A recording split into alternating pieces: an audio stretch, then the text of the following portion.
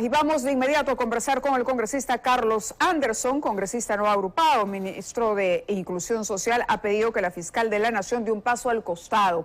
Estamos hablando de esta decisión que algunos dicen debería tomar la propia fiscal. La propia fiscal en base, por supuesto, a todo el escándalo suscitado tras la detención de su principal asesor. Congresista Anderson, sin embargo, yo quería empezar pidiéndole una opinión por la noticia que acabamos de dar a conocer, la liberación posible, probable, del señor Alberto Fujimori. Sí, yo estaba pensando que los economistas, tú pones 2 economistas, tienes 3 opiniones. Pones 2 abogados y tienes 7 opiniones. Venía escuchando en la radio una entrevista, por ejemplo, al abogado Carlos Rivera, que con la misma certeza, certidumbre, digamos... Dice que no procede. Dice que no procede, ¿no? Y señala un par de cosas que me parecen importantes incluso desde el punto de vista político, ¿no? Que existen estándares, digamos que todo está bien y que le corresponde el derecho y que efectivamente debería ser puesto en libertad. Existen los estándares con relación, primero, al pago de la reparación civil, sí, pero más importante que eso, estándares acerca del pedido del perdón, que es algo que el señor Fujimori se ha negado de manera sistemática, ¿no? Y que yo creo que, fíjate, en momentos como los que tenemos ahora, que es, tú sabes, todo es explosivo, falta solamente el ingrediente, no sé, pues X, ¿no? Que bien podría ser que haga explotar las calles y nos volvemos a un diciembre tenebroso como el que tuvimos el año pasado. Bueno, ¿no? pareciera una costumbre en nuestro país que cada vez que se acerca Navidad o fin de año pasan cosas, ¿no? Estamos acostumbrándonos a la turbulencia política. Estamos normalizando para el cierre de año. Estamos normalizando algo que causa un tremendo daño al país. Bueno, pero ¿está de acuerdo o no está de acuerdo, al margen de las opiniones legales, en que el señor Fujimori, en base, digamos, a su edad, a los problemas de salud que sufre, al tiempo que ya ha permanecido en la cárcel, usted considera que, a ver, humanitariamente hablando, es una decisión atinada? Yo creo que sí, desde el punto de vista humanitario no me cabe ninguna duda, pero sí creo que el señor Fujimori debería mostrar un grado de grandeza, ¿no? No sé cómo ponerlo, la verdad, de repente ese no es el adjetivo correcto, pero o de humildad y de reconocer, ¿no? Y pedir perdón a esas víctimas, ¿no? Que hoy en día, pues, las personas ahí en Barrios Altos y otros más, que todavía velan, digamos, y recuerdan la injusticia, ¿no? De haber sido, digamos, encontrarse en el fuego cruzado, ¿no? De la ilegalidad, ¿no? Estamos, por otro lado, y quisiera ya cerrar ese tema para abocarnos a la situación del Ministerio Público, a la Fiscalía, sí, porque todo este escándalo en torno de su máxima autoridad está trayendo ya problemas al interior de la institución. Hoy, el día de ella, designaba, por ejemplo, a un fiscal para que reemplace a la fiscal Barreto, y el fiscal le dice no. Expone motivos personales, pero pareciera que hay un parteaguas dentro de la institución que no hará gobernable, no hará viable, por lo menos, el trabajo que debe seguir la Fiscalía con normalidad, y que ya genera una serie de, no sé si enfrentamientos, pero en cualquier caso un ambiente un poco tóxico al interior del Ministerio Público. La Junta Nacional de Justicia, poco antes del programa de que saliéramos al aire, ha abierto un procedimiento, anunció que abrió un procedimiento disciplinario inmediato a la fiscal de la Nación, Patricia Benavides Vargas. Hay quienes dicen, pero la Junta estaba enfrentada a la fiscal, por lo tanto la Junta no debería poder hacer nada en contra de la fiscal. Sin embargo, tiene las prerrogativas que la ley le otorga. Todavía están ahí y la Constitución estaría de su lado. ¿Qué opina usted? Mira, primero lamento profundamente, ¿no?, el estado de todas nuestras instituciones, todas, absolutamente todas. O sea, donde pones el dedo, salta la pus, ¿no? El Congreso, el Ejecutivo, el Poder Judicial, el Ministerio Público. O sea, realmente estamos en un estado casi de desintegración moral, ¿no? Y eso es algo que sinceramente es el peso muerto más terrible que tenemos para avanzar y salir adelante como nación, ¿no? Es lo primero. Segundo, no me cabe duda de que aquí no hay inocentes y hay bandos. Y por eso que, sinceramente, yo prefiero mirar así, no, ni por aquí ni por allá, porque la verdad es que uno no sabe quién es quién en ese mundo, ¿no? ¿Coincide usted cuando el ministro, por ejemplo, de Inclusión Social le pide a la fiscal, claro, un día después de que la fiscal presentara esta denuncia en contra de la presidenta y el premier, pero vamos, el ministro de Martini le ha pedido a la fiscal dar un paso al costado. Vamos a escucharlo y yo le preguntaría a usted, después de que lo escuchemos, si está de acuerdo en esta exhortación para que sea la propia fiscal, no esperar a que tome una decisión la Junta, sino la propia fiscal, entendiendo que su permanencia en medio de esta investigación y de este escándalo le hace daño a la institución, por lo menos en el curso y mientras se desarrollan las investigaciones. Escuchemos al ministro. Pero yo creo, más allá de los procedimientos, que todos nosotros como funcionarios públicos, cuando vemos que por alguna razón exógena a nuestra voluntad se está, digamos, menoscabando la imagen de las instituciones, es bueno también que como profesionales meditemos y demos un paso al costado. Yo creo que eso es algo que la fiscal de la Nación debe reevaluar, porque es tan importante el Ministerio Público como otras instituciones como el Poder Judicial, el Congreso de la República. Congresista Anderson. Sí, yo lo que haría sería jugar un poquito de tenis con el ministro y diría que esas mismas palabras había que aplicarse a la presidenta Boluarte y aplicarse al ministro Otárola, que también son piedras en el avance del sistema democrático hoy en día, tal y como está, han demostrado ser totalmente inoperantes. Pero vayamos piano a piano y analicemos tema por tema, poder por poder, porque la crisis es usted ha dicho integral, pero vamos a empezar a desmenuzarla. Ya. La crisis en la Fiscalía se podría resolver si en un acto de desprendimiento, así como usted le ha dicho, el señor Fujimori tendría, por ejemplo, que tener algún acto de hidalguía, al pedirle perdón a las víctimas, en fin, ¿no? Antes de su excarcelación legal dispuesta por el TC, que es lo que parece sostiene esta decisión que se va a tomar en las próximas horas, usted le pediría a la fiscal también que en aras del buen funcionamiento de la institución que ella hoy dirige, debiera por lo menos, mientras se investiga esto, colocarse a un costado? Totalmente, mira, creo que la prueba de su incapacidad hoy para conducir los destinos del Ministerio Público de una manera ordenada, ejecutiva, etcétera, se le acaba de dar un fiscal a la que ella le ha encargado una tarea y el fiscal dice por motivos personales. No hay nada más que personal en este caso que decir, ¿sabes qué? Allí ese es una olla de grillos, no me meto. Bueno, ¿no? Los integrantes, y esto para nuestros televidentes también es importante, los integrantes del equipo especial Lavallato por un lado y por el otro, del equipo especial que lidera Marita Barreto, o lideraba, porque ya la han cambiado y ya tiene un sustituto, pero que lideraba Marita Barreto para luchar contra la corrupción del poder, en ambos casos se han pronunciado ya y han dicho que ellos consideran que estos cambios de los liderazgos en estas fiscalías especializadas no proceden. Por otro lado, en Arequipa, por ejemplo, ya hay convocatorias a los fiscales de esa región para pedirle a la fiscal también que se aparte. Es decir, las bases del Ministerio Público están divididas. Me queda clarísimo y por eso mismo, ¿no? un sentido mínimo de realidad debería decirle, después de lo que ha sucedido hoy día con esta, digamos, renuncia a participar, es que la señora fiscal debe decir, bueno, sí, yo no estoy capacitada en estos momentos, ¿no? Ya sea porque las acusaciones son falsas o lo que sea, porque hay un proceso, entonces, en aras por el bienestar justamente de una institución que se ha mostrado, hay que reconocerlo, clave, ¿no? En esta transición, digamos, de una protodictadura en la que estábamos con el señor Castillo, ¿no? Por ese cariño que ella le tiene, espero, a la institución, debería dar un paso al costado. Al costado. Vamos a escuchar la nueva información que se conoció el día de hoy. Si bien hasta ayer hablábamos de chats que apuntaban, digamos, en la hipótesis del equipo que ha investigado este caso, a una negociación de archivamiento de denuncias a cambio de votos en el Congreso, el día de hoy ya se han difundido, por lo menos se ha difundido un audio en el que más o menos se sostiene lo mismo, pero escuchemos al asesor detenido de la fiscal hablando con su contraparte, que sería, de acuerdo por lo menos a los indicios que tenemos hasta el momento, un congresista o una congresista. Ahí va el audio. En ese sentido, nosotros estamos también reuniéndonos y asegurando algunos votos, como te comenté ayer, por eso es que ahora te estoy dando cuenta de todos los pasos que damos para que con tu experiencia tú nos puedas ayudar y nos puedas ir guiando.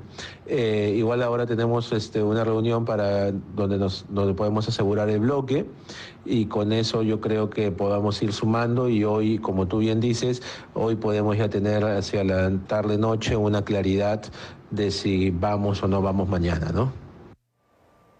Congresista, ¿aporta mayores elementos escuchar al audio o es más o menos solamente una confirmación de lo que ya se puede deducir en los chats? Mira, yo en general creo que uno tiene que ser muy cuidadoso con el manejo de estos audios, porque no sabemos quién está al otro lado, están fuera de contexto, ¿no? No tengo ninguna duda de que aquí ha habido pues todo un trabajo para lograr, digamos, condicionar la votación de ciertos congresistas a través justamente de estas denuncias, de estos ofrecimientos de retirarlas, etcétera. Mira, la Fiscalía tiene un gran poder y efectivamente, hoy día lo escuchaba, por ejemplo, a uno de los congresistas que se conocen como niños, ¿no? Por primera vez sentí un poco de empatía en el sentido de decir, oye, yo tengo miedo de ir a la cárcel, si me ponen me inventan algo y la Fiscalía me abre un oficio, una carpeta, pero no etcétera. Nos olvidemos, a ver, No, pero solamente para dejar en claro que este tipo de audio en general, yo creo que ya no nos aporta a nosotros, van a aportar a la investigación fiscal, ¿no? El proceso legal me parece genial. Pero lo otro es simplemente crear, digamos, un poco de drama y telenovela alrededor de un hecho que ahora tiene que ir por un cauce, digamos, legal. Ahora, lo que se hace público no es todo lo que tiene la Fiscalía. No, aparentemente hay 37 audios, ¿no? Es lo que ha trascendido. Sí. Y por otro lado, no nos olvidemos, las fiscalías hacen solicitudes, pero ellas por sí mismas no detienen, no llaman a la policía y ordenan la detención de alguien, sino que esto pasa por la revisión de un juez, que es finalmente el que autoriza. Y ese juez seguramente tiene que haber leído todo el expediente que entrega la fiscal y tiene que haber evaluado si hay o no mérito para proceder a la detención. Hemos preparado un informe que me gustaría que usted vea, lo ha preparado Talía Rosales, sobre el papel de los congresistas en toda esta historia. Hay varios de algunos congresistas en esta historia. Por ejemplo, los nombres que más se han mencionado son los nombres de Patricia Chirinos, porque hay una coincidencia entre denuncias que hacía la señora Chirinos en el Congreso de la República y acciones que tomaba el Ministerio Público, ¿no? También se habló, por ejemplo, de las reuniones con Gladys Echaíz. Ella ha reconocido haberse reunido con el señor Villanueva, pero ha explicado que los motivos eran otros y que no tenían nada que ver con votaciones en el Congreso. Veamos el reportaje de Talía Rosales para analizar qué es lo que pasaba en el Congreso y a mérito de qué podríamos sospechar de que, en efecto, la tesis que sostiene este equipo que investiga a la fiscal y a sus asesores va en la línea correcta.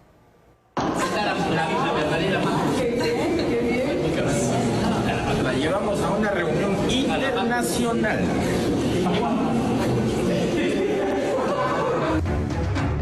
Este es el último video de Patricia Chirinos en el Congreso. Sonríe y va flanqueada por dos de sus ex adversarios políticos durante la era Castillo. A su derecha, Luis Aragón de Acción Popular, sindicado como uno de los niños. Y a su izquierda, el profesor Alex Paredes del Bloque Magisterial, un asiduo visitante de Pedro Castillo en Palacio de Gobierno. La llevamos a una reunión internacional. Pero desde hace 5 días que se publicó este video en sus redes sociales, a la sonriente y pícara congresista Patricia Chirinos no se le ha vuelto a ver en los pasillos del Parlamento. Y es que tras el destape del equipo especial que se indica a la fiscal de la Nación como líder de una organización criminal, Patricia Chirinos estaría más que involucrada. Para el equipo especial de fiscales contra la corrupción en el poder, la congresista de Avanza País sería el brazo político de esta red criminal. Gracias a Dios que tenemos esa fiscal de la Nación, que vemos que está tomando todas estas investigaciones con celeridad. Yo sí tengo confianza en la fiscal Patricia Benavides, como le he puesto la dama de hierro, mi tocaya, ella está haciendo un excelente trabajo. Así de entusiasta la veíamos en agosto de 2022, evidenciando su absoluta confianza a su tocaya. Recordemos que fueron reiteradas las ocasiones en las que Chirinos ha demandado a la Fiscalía una serie de investigaciones y la institución respondía con celeridad sus solicitudes. Por ejemplo, la denuncia que presentó la congresista contra los jueces de la Tercera Sala Constitucional que ordenaron suspender el proceso en el Congreso contra la Junta Nacional de Justicia. Bastaron solo unas horas para que el Ministerio Público de forma express tome la denuncia de Patricia Chirinos y abra investigación fiscal contra los magistrados.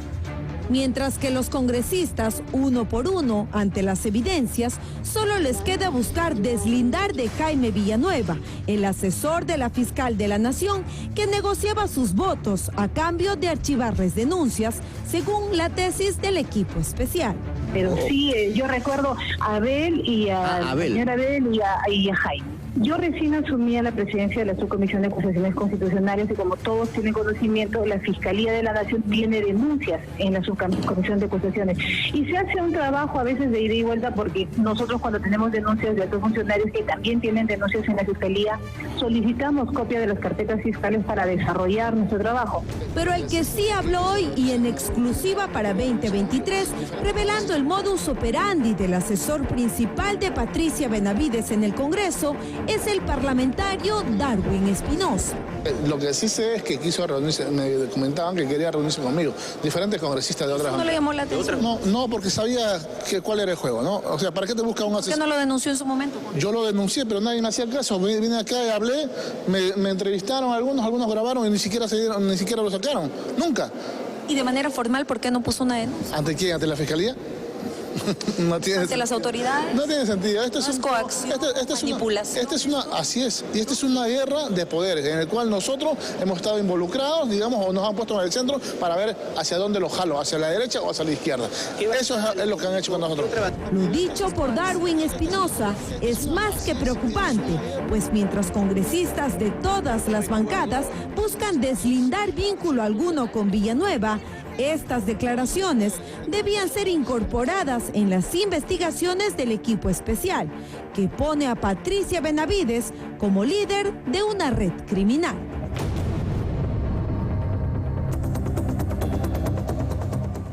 Hemos invitado a nuestra mesa de análisis al doctor Carlos Caro, quien comparte ahora con el congresista Carlos Anderson el análisis de esta situación. Solamente para poner en contexto lo que parece haber ocurrido con esta investigación, que en realidad comienza cuando la fiscal Marita Barreto investiga la corrupción en el gobierno de Pedro Castillo.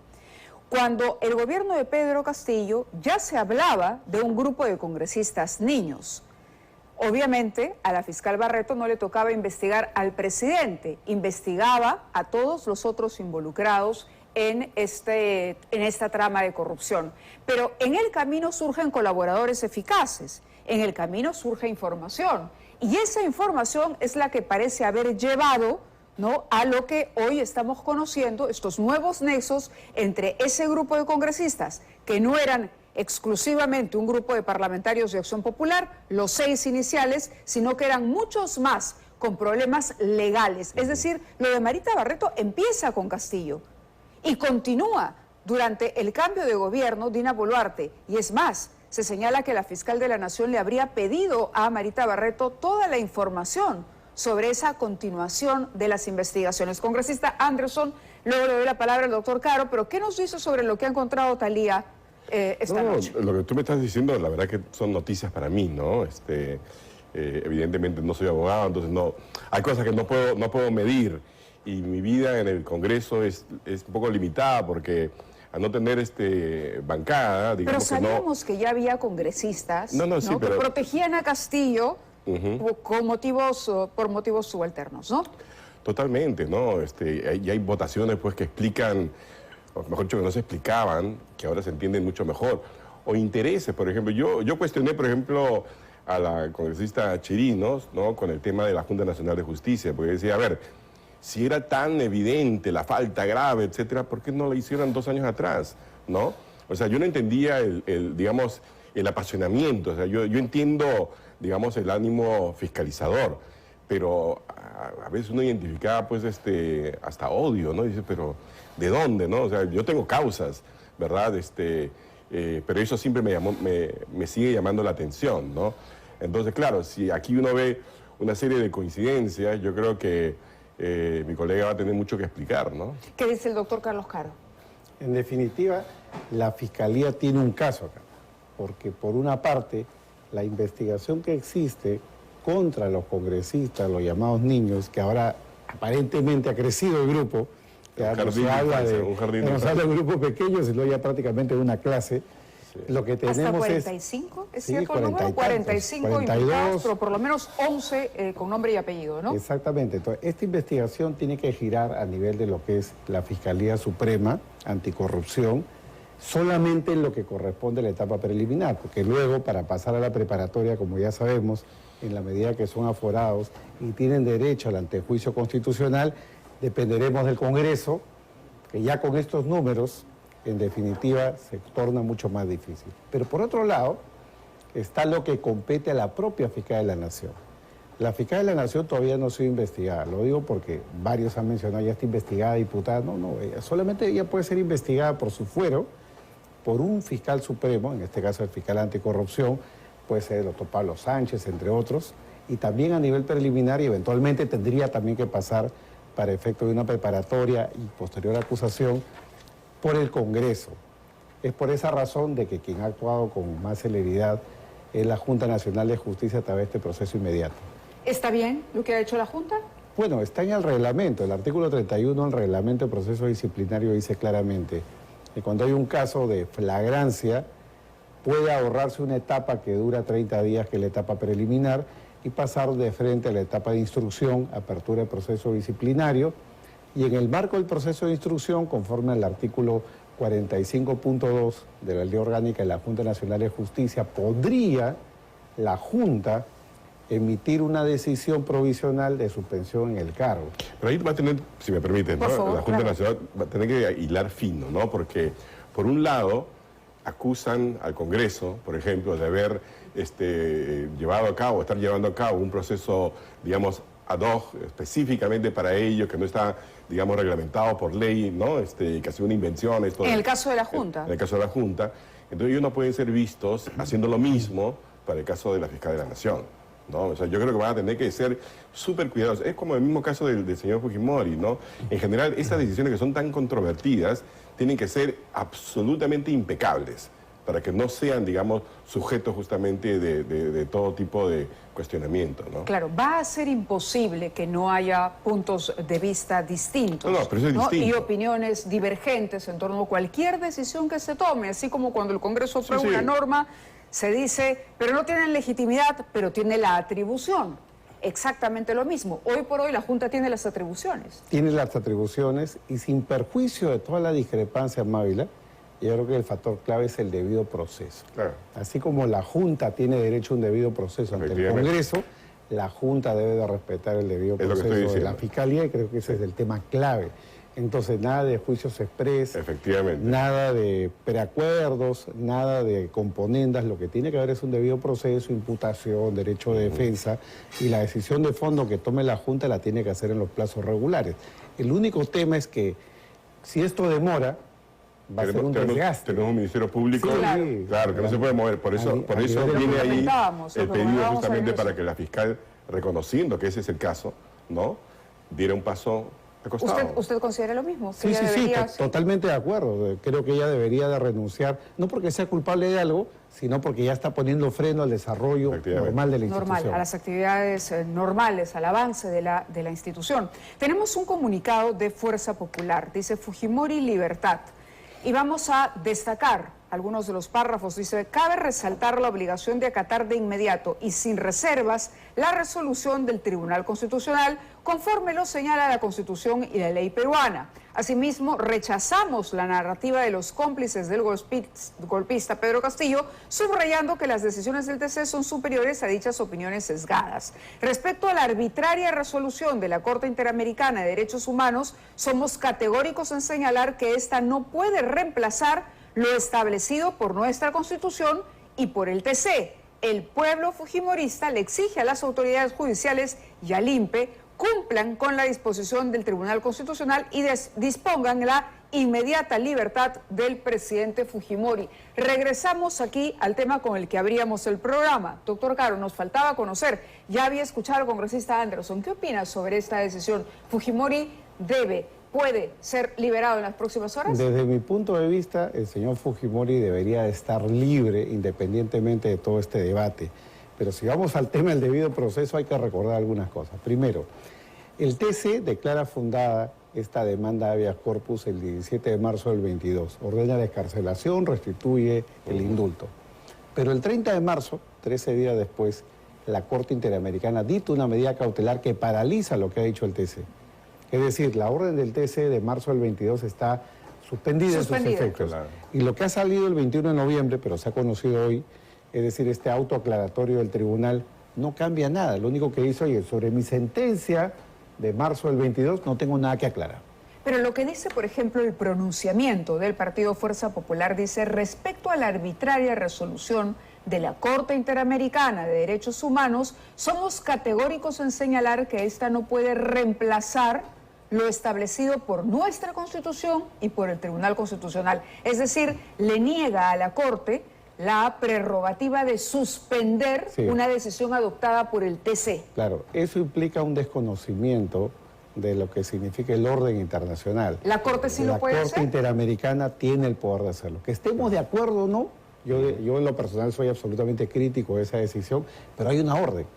Y como tal, en la medida que el Perú sigue siendo parte del sistema interamericano, tiene que cumplir con la orden del sistema interamericano. ¿Qué pasa si se libera a Fujimori? ¿Qué podría hacer la Corte entonces? La Corte lo que podría hacer es aplicar una serie de sanciones contra el Estado peruano, porque el Estado peruano, ahí no se ve que el TCE, el Poder Judicial, se ve el Estado en su conjunto. El Estado es uno solo. Como tal, el Estado está en desacato y producto de ello pueden haber una serie de consecuencias contra el Estado peruano. ¿Cómo cuáles? Por ejemplo, como estamos en la parte de ejecución, podría elevarse, digamos, las reparaciones en favor de las víctimas que ya se habían ordenado en su momento. Podría suspenderse algunos derechos del Estado peruano a nivel de lo que es la OEA, porque esto emana del derecho internacional y el Perú es parte de la OEA y por lo tanto es parte del sistema interamericano. Y desde luego que a nivel internacional se generaría toda una cuestión reputacional porque pasaríamos a engrosar más o menos la lista de aquellos países Nicaragua, que no cumplen con los mandatos de la Corte Interamericana. Entonces se generaría una suerte de crisis, digamos, institucional frente a lo que es el poder de la Corte. Pero el tribunal, con esta aclaración sobre su sentencia, digamos, el Estado como tal, el ministro de Justicia ha dicho vamos a analizar, y supongo que el análisis tiene que ver precisamente con la situación del país frente a la Corte y a esta suspensión. ¿Puede el Estado peruano decir, bueno, vamos a acatar esta disposición y hacer una suerte de explicación a la Corte? Sí, bueno, sin duda. Ojo que el tribunal en este auto aclaratorio, porque es un auto, no es sentencia, lo único que ha dicho, no tengo nada que aclarar, por lo tanto, volvemos al fallo de marzo del 2022, 17 de marzo, que ordena la excarcelación. Entonces, esa orden está ya dada. El asunto de que está paralizada, producto de la orden de la Corte Interamericana. Entonces, si el juez de la causa, porque el TC lo que ha hecho es tirarle la pelota, la papa caliente al juez y decir, haga lo que corresponda según sus atribuciones. Si el juez dice, oye, voy a hacer el examen, ¿me han ordenado liberar o no? Prácticamente, si solo leemos la sentencia, tendría que efectuar la libertad de inmediato. Pero a renglón seguido tiene el sistema interamericano, tiene lo que es el control de convencionalidad, y el juez está obligado a cumplir con una orden de la Corte, porque esa orden influye necesariamente en la ejecución de este habeas corpus. En conclusión, a esta hora de la noche, son ya las 10:40, no sabemos exactamente si se liberará Alberto Fujimori. O sea, un juez audaz puede decir, mira, me olvido de la corte, lo libero mañana.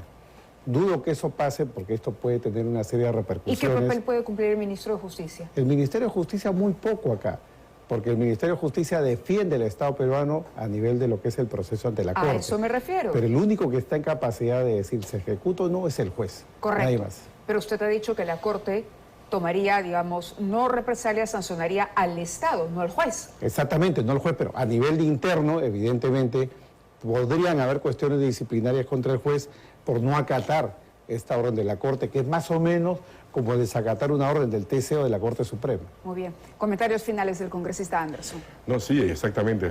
Creo que son muchos los argumentos que había estado escuchando del abogado Carlos Rivera, ¿no? Yo creo que aquí hay un par de errores que se están cometiendo. Uno de ellos es ese comunicado de Fuerza Popular, porque parece básicamente es un comunicado, digamos, fortachón, de exigencias, cuando justamente lo que estoy diciendo es que para que esta, digamos, liberación, ¿no? Con la cual yo estoy de acuerdo, lo acabo de decir, ¿no? Sea inobjetable, tiene que ser hecho de acuerdo a ley, de acuerdo a los procedimientos, o sea, bájale un poquito el tono porque no cabe duda que hoy en día quien gobierna finalmente el país es el fujimorismo. O sea, y esto no es ser antifujimorista ni nada por el estilo. Ellos tienen todo los resortes del poder porque hay un vacío de poder desde el lado del Ejecutivo, y cuando hay un vacío de poder ahí no toma. Y ellos han sido muy hábiles en tomarlo. Esta vez no han necesitado 73 congresistas, les ha bastado 27, ¿no? Y bueno, y lo están haciendo con gusto, ¿no? Y ese es un error. Muy bien, yo les agradezco a ambos. Vamos a estar entonces muy atentos a lo que pueda ocurrir en las próximas horas con relación al expresidente Alberto Fujimori y también, por supuesto, muy atentos a las investigaciones en torno a la fiscal de la Nación. Hacemos entonces, gracias, buenas noches. Muchas gracias, Mauro.